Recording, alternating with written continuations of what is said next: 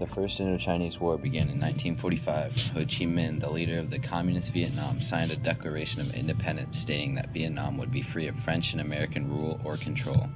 There were three major causes, one being education. The battle against French colonial education became a part of the larger battle against colonialization. Education was one of the spheres of everyday life in which political battle against colonialism was fought.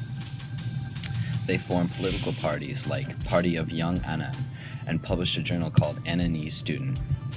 Students organized a movement against the Saigon native girls' schools, which expelled a student. In Saigon, natives girls' school, a Vietnamese girl sitting in the first bench was asked to go to the back bench in order to allow a colonialist girl to occupy the first bench. She was expelled from the school when she refused to obey. The students who opposed this action were also expelled. This led to a large-scale protest. So the government asked the school to take back the students. A second reason of the beginning of the Indo-Chinese War was religion. The Vietnamese Buddhist religious movement, Hoa Hoa, was formed in 1939 by the Buddhist reformer Hyun Fu So. The Hao Hao was one of the first groups to initiate armed hostilities against the French and later the Japanese colonists. The third and final reason for the First Indo-Chinese War were economic. Despite the challenges of climate and weather, the French tapped numerous natural resources native to Indochina. On the surface, the French found such items such as tea, fruits, and pepper along with the main source of nutrition for the Indo-Chinese, rice and fish. The French also found vast mineral resources once they began exploration and mining of the land and territory. Coal was also located in Tonkin, one of the main mines, and the French also dug zinc, silver, tin, lead, and phosphates there. Sapphires were also found on the Siam-Cambodia border, and iron ore, salt, and limestone were scattered across the regions. Morning, Mr. Johns. What do you know about the French occupation of Indochina prior to 1954 and the independence movement that was done there? Good morning, Tristan.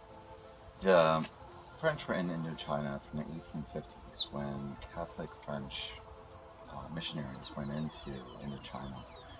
They set it up after that as an imperialism as one of their colonies, and they were constantly at war with other areas in Indochina trying to expand their influence. The French were, and really they were oppressors.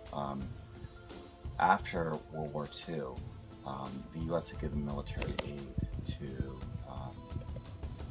leaders in which would later become the Vietnam War.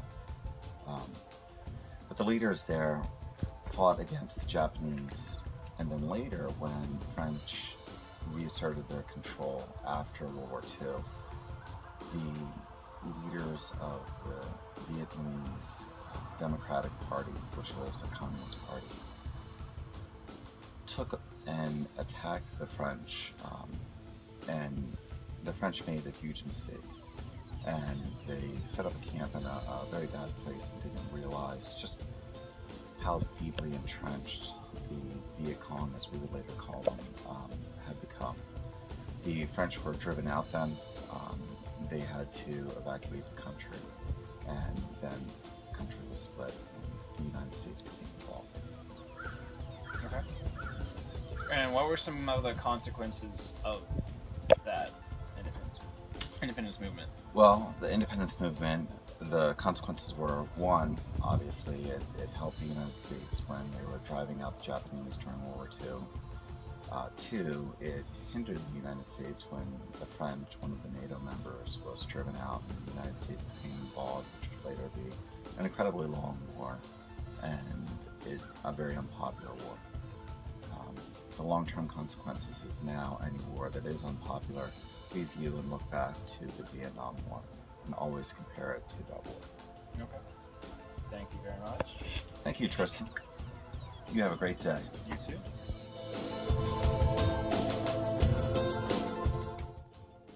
The Battle of Dien Bien Phu was the decisive engagement in the First Indo-Chinese War from 1946 to 1954. After French forces occupied the Dien Bien Phu Valley in late 1953, Viet Minh commander Vo Nguyen Giap amassed troops and placed heavy artillery in the caves surrounding the mountains that overlooked the French camp below. Supported by Chinese military aid, Giap mounted multiple assaults on the opposition's strong points beginning in March 1954, leading to the elimination of the French airfield below. Viet Minh forces overran the base in early May, prompting the French government to seek an end to the fighting.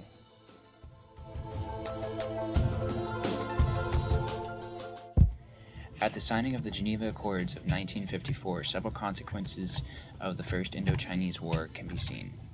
The first being that south of the 17th parallel would be a fully independent non-communist state of Vietnam. North of the 17th parallel, the Viet Minh would be in control. And it would be a communist state. Elections would be held in 1956 to decide who would lead a unified Vietnam. 2 million North Vietnamese civilians immigrated to South Vietnam as a result of the partition. Viet Minh soldiers were required to leave South Vietnam, while many of the Viet Minh in this part of Vietnam were Southerners. Some Viet Minh officers from the north secretly remained in the south.